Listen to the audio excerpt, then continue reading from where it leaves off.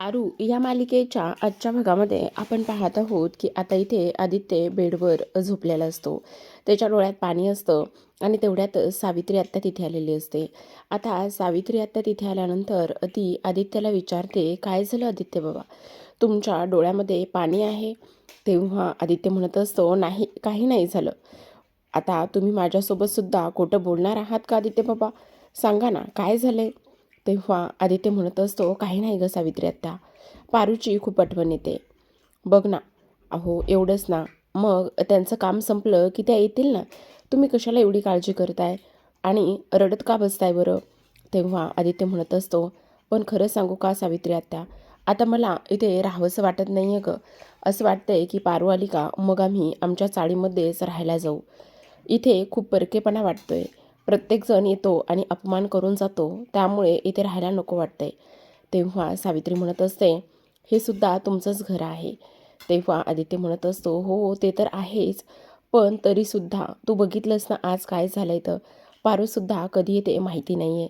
तेव्हा सावित्री म्हणत असते, हे बघा आदित्य बाबा, काळजी करू नका, सगळं ठीक होईल. आणि तुम्ही तिकडे चाळीमध्ये जाण्याचा जो काही विचार करताय तो तुमच्या डोक्यातून काढून टाका बरं. उलट इथे आनंदाने तुम्ही इथे राहा. उलट तुमच्यामध्ये आणि त्याचबरोबर इथे मॅडममधला जो काही दुरावा आहे, ज्या काही इथे तुमच्यामध्ये झालेला गैरसमज आहे, तो इथे हळूहळू दूर होतोय ना, ते सगळ्यात जास्त महत्त्वाचं. आणि तो आनंद नाही आहे का? तेव्हा आदित्य म्हणत असतो, हो गं सावित्री आत्या, त्या सगळ्या गोष्टीचा मला तर आनंद आहेच गं, पण तरीसुद्धा असं वाटतंय की परकेपणाची नेहमीच जाणीव होते. पण इकडे पारूचीसुद्धा खूप आठवण येते. ती कधी येते आणि कधी नाही हे सुद्धा कळत नाही. आता सावित्री म्हणत असते, पण तुम्ही रडू नका ना, प्लीज शांत व्हा ना. आणि हा इथून घरातून जाण्याचा जो काही तुमचा निर्णय आहे तो तुम्ही पाठीमागे टाका बरं. जायचं नाही आहे तुम्हाला ह्या घरातून. तेव्हा आता इकडे आदित्य म्हणत असतो, हे बघ सावित्री आत्या, तू जा बरं इथून. तुला कामं नाही आहेत का? तुला किचनमध्ये कामं असतील ना, तू जा बरं. आता इकडे सावित्रीला आदित्य ऐकत नसतो आणि शेवटी इथे तिला माघार घ्यावी लागलेली असते आणि त्यामुळे तिथून ती निघून जात असते. आता ती निघून गेल्यानंतर आदित्यची तिला आज फारच काळजी वाटत असते. हा आदित्य कधीच न खचलेला आज असा खचलेला आहे, रडत आहे आणि त्याचमुळे तिलासुद्धा वाईट वाटत असतं. आता इथे सावित्री तर निघून जात असते, पण आदित्य विचार करत असतो, आईच्या 2 दिवसाच्या आजारपणामुळे ऑफिसला सुद्धा जायला जमलं नाही आहे. काही जरी झालं ना तरी ऑफिसला लवकरच गेलं पाहिजे. आता दुसऱ्या बाजूला आपण पाहतो की प्रीतमच्या खोलीमध्ये अंधार असतो आणि अंधाऱ्या खोलीमध्ये प्रीतम आता बेडवर रडत पडलेला असतो. तो जो काही आज आदित्यबरोबर वागलेला आहे त्यामुळे त्याला फार वाईट वाटत असतं. तेवढ्यातच आता तिथे प्रिया येते आणि प्रिया आल्यानंतर इथे तो म्हणत असतो, प्रिया तू आलेली आहेस ना, मी तुझीच वाट बघत होतो गं प्रिया. पण तेवढ्यातच आता श्रीकांत तिथे येतात. आता श्रीकांत आल्यानंतर लाईट ऑन करतात आणि प्रीतमला जाब विचारतात, प्रीतम तुझं हे आजचं वागणं मला अजिबात पटलं नाही आहे. तुझी हिंमत कशी झाली असं वागण्याची? रेस्टॉरंटमध्ये जाण्याचा जो काही प्लॅन आहे तो तुझाच तर होता ना. मग तूच रेस्टॉरंटमध्ये आम्हा सर्वांना घेऊन गेलास आणि तूच तिथे जाऊन अशा पद्धतीने अर्धवट सगळं काही सोडून निघून आलास. काय चाललंय काय तुझ्या ह्या वागण्याचा, ह्या सगळ्या गोष्टी करण्याचा नेमका काय अर्थ आहे आणि आम्ही हे काय समजायचं? बोल प्रीतम बोल, हे असं तू का वागलेला आहेस? असा आता इकडे श्रीकांतने प्रीतमला जाब विचारलेला असतो. पण प्रीतम मात्र अगदी शांत बसलेला असतो. त्याच्याकडे उत्तर देण्यासाठी कुठलाच पर्याय नसतो. आता श्रीकांत त्याच्यावर फार ओरडत असतात आणि श्रीकांत फार ओरडत असताना आता इकडे जो काही प्रीतम आहे तो शांत बसतो.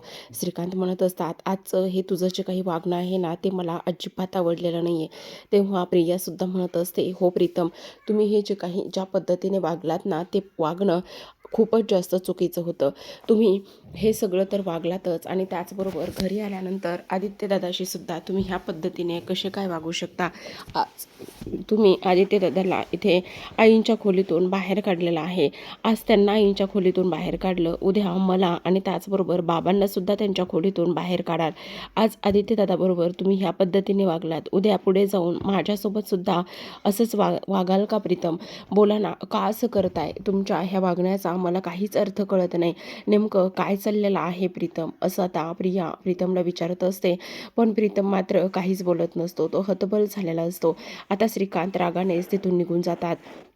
तेव्हा प्रिया म्हणत असते, आज मात्र मला खूप राग येतोय, खूप जास्त पश्चाताप होतोय ह्या सगळ्या गोष्टीचा. तुमचाच तर प्लॅन होता ना इकडे पारूचा आणि तुमचा, की आपण इथे रेस्टॉरंटला जाऊया आणि त्याचबरोबर इकडे आदित्यदादाला घरी ठेवूयात, जेणेकरून इकडे आदित्यदादा आणि त्याचबरोबर आई दोघेही जण एकमेकांबरोबर वेळ घालवतील. त्याचबरोबर त्यांच्यामध्ये असलेले सगळे गैरसमज दूर होतील. मग तुम्ही असं का वागलात सांगा ना प्रीतम? मला तर खूप जास्त लाज वाटायला लागलेली आहे. कधी तुम्ही माझ्यासोबत सुद्धा असं वागलात तर मी काय करायचं? असा प्रियासुद्धा आता इकडे प्रीतमवर प्रश्न करत असते. कारण तिला सुद्धा फारच वाईट वाटलेलं असतं. श्रीकांतला तर अगदी हतबल झालेले असतात. आज प्रीतमच्या अशा वागण्यामुळे एकाच ठिकाणी नाही तर 2-2 ठिकाणी अपमानित त्यांना व्हावं लागलेलं असतं.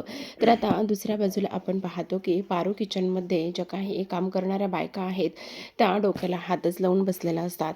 कारण पारू किचनमधलं जे काही राशन होतं, सगळं सामान होतं, ते सगळं सामान संपलेलं असतं आणि आता आज एवढी मोठी जेवणाची ऑर्डर मिळालेली आहे. मग एवढी मोठी जेवणाची ऑर्डर तर मिळाली आहे, पण ती पूर्ण कशी करायची असा प्रश्न त्यांना पडतो. आणि पारूसुद्धा अजून आलेली नाही आहे. पारू आतापर्यंत असं कधीच वागली नाही आहे किंवा तिने आतापर्यंत ह्या अशा गोष्टी कधीच केल्या नाही आहेत. मग तिनं आज आता असं का बरं केलं असेल असा प्रश्न इथे आता त्यांना पडतो. आणि तेव्हा त्या म्हणत असतात, काय करायचं मला तर कळतच नाही. मला असं वाटतंय की आपणच आता काहीतरी करायचं का? पण इकडे थोडे-थोडे पैसे एकत्र करूयात आणि थोडे-थोडे पैसे एकत्र केल्यानंतर आपणच इथे थोडंसं सामान आणून ही ऑर्डर पूर्ण करायची का? तेव्हा आता इकडे त्या दोघी-तिघी जणीही थोडे-थोडे पैसे पाहत असतात. पण त्यांच्याकडे फार काही पैसे नसतात. अगदीच मोजकेच पैसे असतात आणि मोजकेच पैसे असल्याकारणाने इथे त्या म्हणतात, आता एवढ्या ह्या छोट्याशा पैशामध्ये नेमकं काय होणार आहे? हे तर शक्यच नाही आहे हे सगळं काही होणं. मग आता काय करायचं? मला तर फारच टेन्शन आलेलं आहे. एवढी मोठी ऑर्डर आलेली आहे आणि ही ऑर्डर आपण पूर्ण करू शकलेलो नाही, याचंच मला फार जास्त वाईट वाटत आहे. असं सुद्धा त्या बायका आता इथे बोलत असतात. आता हे सगळं काही बोलत असताना इकडे त्या म्हणत असतात, पण पारू जर असती ना, तर तिने ह्या सगळ्या गोष्टी कधीच होऊ दिल्या नसत्या. पारू असती तर आज आपल्या ह्या किचनची ऑर्डरसुद्धा पूर्ण झालेली असते. त्याचबरोबर पारू आत्तापर्यंत अशी कधीच वागली नाही आहे. मग आत्ता ह्या वेळेलाच ती अशी का वागली असेल हेच काही कळत नाही, असं सुद्धा ती लोकं बोलत असतात. आता ही ऑर्डर पूर्ण होणार नाही का असा विचार ते करतात. तेवढ्यातच आपण पाहतो तर तिथे आदित्य आलेला असतो. आता तिथे आदित्य आल्यानंतर तो म्हणत असतो, नेमकं काय चाललेलं आहे? तुम्ही कसला आणि कशाचा विचार करताय? हे बघा, ही जी काही ऑर्डर आहे ना ती पूर्ण होणारच. काही जरी झालं तरी ही ऑर्डर पूर्ण होणार, असं तो आता इथे स्पष्टपणे सांगत असतो. आता हे सगळं काही सांगितल्यानंतर इकडे तो म्हणत असतो, पारूने जे काही स्वप्न पूर्ण केलेलं आहे ते स्वप्न तिचं पूर्ण होणार. आत्तापर्यंत तिनं माझं स्वप्न पूर्ण करण्यासाठी खूप काही गोष्टी केल्यात. मग आता तिचं सुद्धा स्वप्न मीच पूर्ण करणार, असं सुद्धा आदित्य इथे म्हणत असतो. आता हे घ्या, माझ्याकडे काही पैसे आहेत. आदित्य वॉलेटमधून पैसे काढतो आणि ते जवळपास 5,000 हजार रुपये असतात. ते पैसे काढून आता इकडे तो त्या बायकांना देतो आणि म्हणत असतो, हे घ्या. काही जरी झालं ना तरीसुद्धा आपली जी काही ऑर्डर आहे ती इथे पूर्ण झालीच पाहिजे. हे पैसे घ्या आणि जेवढं काही सामान आणायचं आहे तेवढं सामान घेऊन या. आणि सामान आणताना त्याची क्वालिटी वगैरे सुद्धा चांगलीच असली पाहिजे, असा सुद्धा आदित्य विचार करतो. तेव्हा त्या बायका म्हणत असतात, आदित्य दादा, सगळ्यात महत्त्वाची गोष्ट म्हणजे आम्ही ऑर्डर तर पूर्ण करू हो, पण ऑर्डर पूर्ण केल्यानंतर ती पोच कोण करणार? कारण ही खूप मोठी आणि त्याचबरोबर महत्त्वाची ऑर्डर आहे. मग ती पोच कशी करायची तेच आम्हाला काही कळत नाही आहे. तेव्हा आदित्य आता मनामध्ये विचार करत असतो, काय करू? 2 दिवस आईच्या आजारपणामुळे ऑफिसला गेलो नाही. ऑफिसची कामंसुद्धा जरा थोडीशी पेंडिंग आहेत आणि आता जर मी इथे थांबलो आणि ऑर्डर पूर्ण केली तर काय करायचं? पण नाही, काही जरी झालं ना तरीसुद्धा मला इथे थांबावंच लागणार आहे. कारण इकडे आधी पारूने इथे तिचं हे किचन सांभाळण्यासाठी खूप काही गोष्टी केलेल्या आहेत आणि आज मला तिला असं एकटीला सोडून देता येणार नाही, असा आदित्य विचार करतो. तेव्हा त्या बायकांना म्हणत असतो, हे बघा, तुम्ही काही करा, ऑर्डर पूर्ण करा आणि एकदा का तुमची ऑर्डर पूर्ण झाली ना तर मी तुमची ऑर्डर पूर्ण करायला येतो. पण आदित्य दादा, असं काय करताय? तुमचंसुद्धा ऑफिस आहे ना, मग तुमचं ऑफिस असताना तुम्ही कसं हे सगळं काही करणार आहात? तेव्हा लगेच आता इकडे आदित्य म्हणत असतो, त्याची तुम्ही अजिबात काळजी करू नका. तुमची ऑर्डर पूर्ण झाली ना तर मला फोन करा. मी आत्ता ताबडतोब ऑफिसला जातो. माझं थोडंसं पेंडिंग काम आहे ते मी पूर्ण करतो आणि माझं तेवढं पेंडिंग काम पूर्ण झालं की इथे मी ताबडतोब तुमची ऑर्डर देण्यासाठी येतो. असं इकडे सांगितल्यानंतर लगेचच आता इकडे जो काही आदित्य आहे तो ऑफिसला निघून जातो. दुसऱ्या बाजूला आपण पाहतो तर का इकडे आता जे काही श्रीकांत आहे ते अहिल्याच्या खोलीमध्ये येतात. अहिल्याच्या खोलीमध्ये आल्यानंतर ते अहिल्याला म्हणत असतात, "काय मग आता अहिल्या, पाय बरा आहे का तुझा?" तेवढ्यातच अहिल्या म्हणत असते, "हो, पायापेक्षा ना मन बरं आहे बघा. मन अगदी शांत आणि प्रसन्न झालं आहे." असं इकडे अहिल्या म्हणत असते. तेव्हा श्रीकांत म्हणत असतात, "अशी अचानक जादू कशी काय झाली बरं?" तेव्हा अहिल्या म्हणत असते, "त्याचं काय झालंय ना तुम्हाला सांगू का?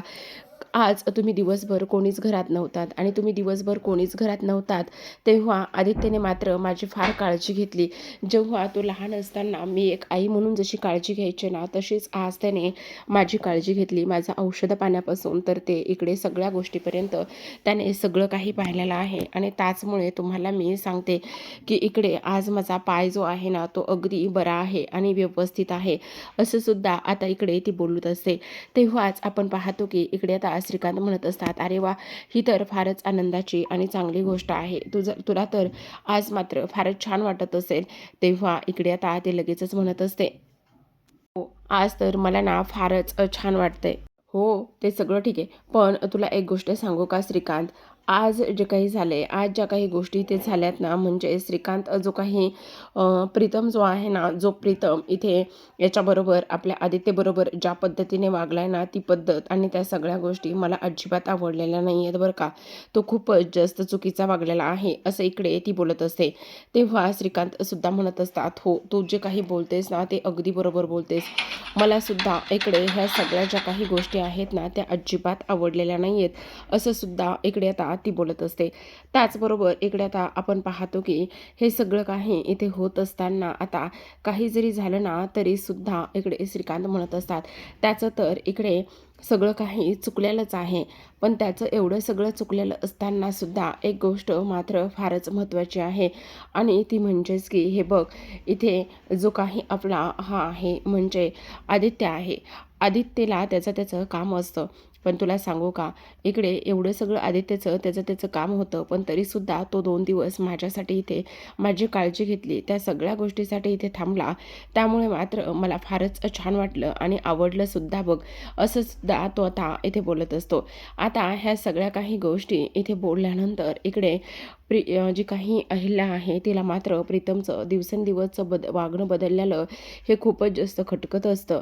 आता इकडे दुसऱ्या बाजूला आपण पाहतो, की प्रिया आलेली असते आणि प्रीतम म्हणत असतो, "हे बघ प्रिया, प्लीज माझं ऐकून घे ना." तेव्हा प्रिया म्हणत असते, "काय आणि कशा पद्धतीने मी तुमचं ऐकून घेऊ? सांगा ना, कशा पद्धतीने ऐकून घेऊ?" "अजिबात इथे मी ऐकून घेणार नाही. कारण एक गोष्ट तुम्हाला सांगू का, तुमचं हे वागणं, ह्या सगळ्या गोष्टी मला फार त्रास द्यायला लागलेल्या आहेत. मला हे सगळं फार जास्त खटकू लागलेलं आहे आणि मला तुमचं वागणंच पटत नाही आहे प्रीतम.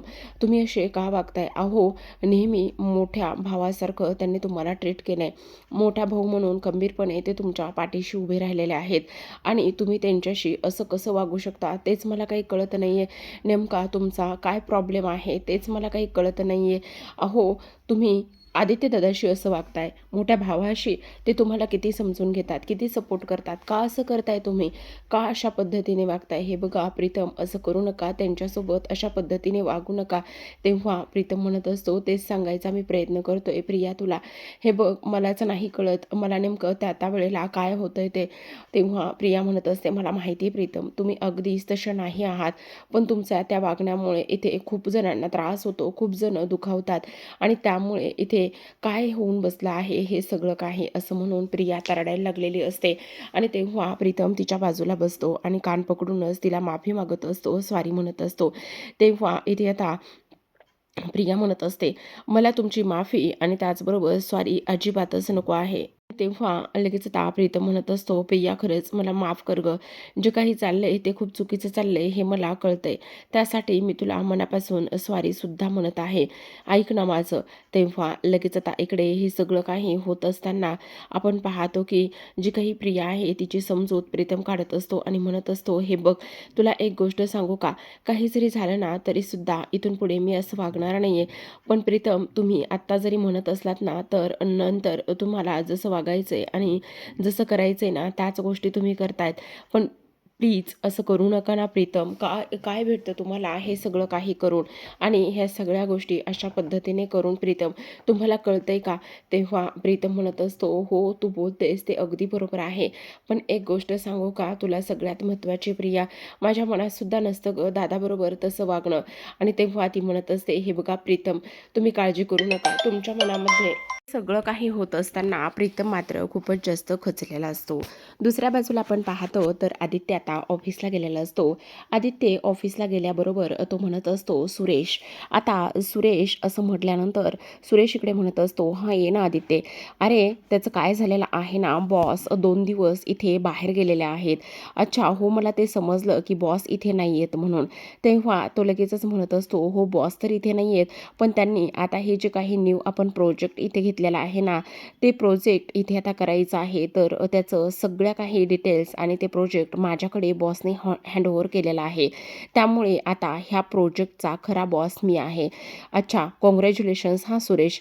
तेव्हा लगेच तो त्याला म्हणत असतो, आता मला तू सुरेश म्हणायचं नाहीस, तर मला आता बॉस म्हणायचंयस. कारण हा जो काही प्रोजेक्ट आहे ना, तो मी हँडल करत आहे इथे आणि त्यामुळे तू मला इथे सुरेश नाही तर बॉस म्हणायचं. तेव्हा लगेच आदित्य म्हणत असतो, ठीक आहे सुरेश सर, माझी काहीच हरकत नाही आहे. तेव्हा आदित्य, इथे तू पिकनिकला येत नाहीस किंवा हा पिकनिक स्पॉट अजिबातच नाही. तेव्हा आदित्य म्हणत असतो, काय झालंय, कशाबद्दल बोलताय तुम्ही? तेवढ्यातच आता इकडे तो म्हणत असतो, कशाबद्दल बोलताय म्हणजे तुला काही गोष्टी लक्षात येत आहेत का? काल 2 दिवस तू इथे ऑफिसला आला नाही आहेस आणि प्रोजेक्ट इथे करायचं होतं आणि त्यामुळे पूर्ण स्टाफ जो आहे ना, तो तुझी किती वाट बघत होता आणि तू इथे आला नाही आहेस. तुला हे सगळं शोभतं का? त्यावर लगेच आता आदित्य म्हणत असतो, सॉरी फॉर दॅट त्याच्यासाठी. कारण माझी आई इथे पाय घसरून पडली आणि त्यामुळे 2 दिवस तिची काळजी करण्यासाठी मी घरीच थांबलो होतो. तेव्हा लगेच आता सुरेश म्हणत असतो, हे बघ माहिती आहे तुझी आई इथे खूप मोठ्या कंपनीची मालकीण आहे. तिने तो बिझनेस उभा केला आहे. म्हणून प्रत्येक वेळी तू तुझ्या आईचं नाव पुढे करशील आणि प्रत्येक वेळी तू तुझ्या आईचं नाव पुढे करून इथे ह्या सगळ्या गोष्टी हँडल करशील अजिबातच नाही. तुला बॉसने इथे ह्या सगळ्या गोष्टीमध्ये का इन्व्हॉल्व करून घेतलेला आहे? तुझ्या लक्षात येतंय का की फक्त तुझं काम बघून इन्व्हॉल्व करून घेतलेलं आहे आणि तू ह्या पद्धतीने असं वागणार आहेस का? तेव्हा आदित्य म्हणत असतो, नाही, त्या 2 दिवसासाठी मी खरंच अगदी मनापासून सॉरी बोलतोय. इथून पुढे अशी चूक कधीच होणार नाही. तेव्हा सुरेश म्हणत असतो, इथून पुढे अशी चूक करू सुद्धा नकोस. कारण तुझ्या लक्षात येतंय का तू कशा पद्धतीने वागतोयस तर? तेव्हा आदित्य म्हणत असतो, हो हो सर, त्या सगळ्या गोष्टीसाठी सॉरी. आता 2 दिवसाचं जे काही काम आहे ना पेंडिंग, ते सगळं काम तू इथे पूर्ण करायचं आहेस. दुसऱ्या बाजूला आता आपण पाहतो की इकडे पारूच्या किचनमध्ये त्यांचा सर्वांचा जो काही स्वयंपाक आहे तो पूर्णतः बनून झालेला असतो आणि त्या इकडे आदित्य कधी येतोय ह्याची वाट बघत असतात. आता इकडे आदित्य कधी येतोय, खरं तर आता फोन लावला पाहिजे असा इकडे त्या विचार करत असतात आणि तेवढ्यातच एकदा फोन लावून झालेला सुद्धा असतो आणि त्यामुळे त्या म्हणत असतात की काय करायचं काहीच कळत नाही. आता आदित्य सर इकडे फोनसुद्धा उचलत नाही आहेत. आदित्य इथे कामात खूप बिझी असतो. कंटिन्यू त्याला 2-3 वेळा फोन आलेला असतो आणि कंटिन्यू 2-3 वेळा फोन आल्यानंतर इकडे आता तो फोनसुद्धा रिसीव करू शकलेला नसतो. कारण तो मनामध्ये विचार करतो, काय करू आता, माझं तर काम पूर्ण झालं आहे, माझी मीटिंगसुद्धा पूर्ण झाली, पण ह्या सुरेशने मला इथे मुद्दामूनच अडकून ठेवलेलं आहे. मला कळत नाही काय करावं म्हणून. आता बहुतेक तिकडचं जे काही काम आहे ते सुद्धा पूर्ण झालेलं असावं, त्यांचं टिफिन वगैरे ह्या सगळ्या गोष्टी पूर्ण झालेल्या असाव्यात आणि म्हणूनच मला पारू किचनमधून फोन येतोय असा इकडे आता तो विचार करू लागतो. ह्या सगळ्या गोष्टींचा केल्यानंतर आता इकडे तो म्हणत असतो, काय करू, काहीतरी केलं पाहिजे असा सुद्धा तो आता इथे बोलू लागतो. त्याचबरोबर आपण पाहतो की इकडे आता आदित्य सुरेशला कशा पद्धतीने कन्व्हिन्स करेल आणि कशा पद्धतीने जी काही ऑर्डर आहे ती पूर्ण करेल हे पाहणं तेवढंच इंटरेस्टिंग असतं. सुरेशला समजत असतं की ह्याला कुठलं तरी काम आहे आणि त्याहूनही सगळ्यात महत्त्वाचं म्हणजे ह्याला बहुतेक कुठेतरी जायचं आहे ही सुद्धा गोष्ट त्याला समजलेली असते. पण इकडे तो त्याला अजिबात सुटका देणार नसतो. दुसऱ्या बाजूला आपण पाहतो की आता इकडे हे सगळं काही झाल्यानंतर आता ज्या काही बायका आहेत त्या डोक्यालाच हात लावून बसलेल्या असतात. त्या विचार करतात, काय करायचं आता, कशा पद्धतीने ही ऑर्डर पूर्ण करायची. आता आपण ऑर्डर तर बनवली आहे, पण ती पोच कशी करायची असा विचार त्यांच्या मनामध्ये येतो. तर आता प्रेक्षकांनो, ह्या सगळ्या गोष्टीतून आदित्य कशा पद्धतीने मार्ग काढेल आणि कशा पद्धतीने पोहोचेल हे पाहणं तेवढंच इंटरेस्टिंग असतं. तर पाहत रहा पारू. भेटूयात उद्याच्या भागामध्ये. तोपर्यंत धन्यवाद.